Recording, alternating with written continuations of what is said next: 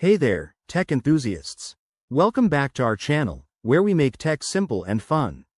Today, we're tackling something super cool. How to change your desktop icons to your favorite pictures in 2025. Whether you're using the latest Windows update or just want to spruce up your workspace, this quick tutorial will have you customizing in no time. It's a great way to add personality to your computer and make it feel truly yours. First things first, let's get started. Make sure you're on your desktop screen. Right-click anywhere on the empty space, not on an icon or file, and a menu will pop up. From there, select Personalize. This will open up the Settings window, where you can tweak all sorts of visual elements. Once you're in the Personalize menu, look for the Themes section and click on it. Then, scroll down to Desktop Icon Settings.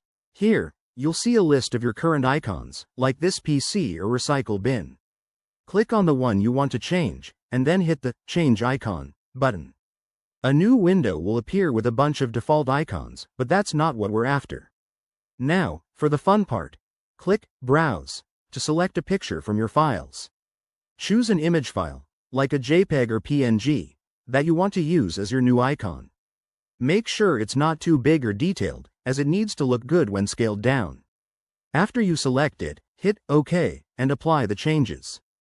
Voila! Your desktop icon is now customized. One quick tip. If your picture doesn't show up right, double-check that it's in a supported format and try resizing it first. Also, remember that this works best on Windows 11 or later versions in 2025, so update your system if needed. If you're on a Mac, the process is a bit different. Head to System Preferences and look under Desktop and Dock Settings. There you have it, folks. Changing desktop icons is an easy way to personalize your setup and boost your productivity.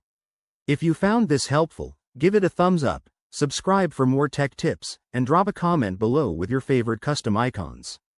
Thanks for watching, and I'll see you in the next video.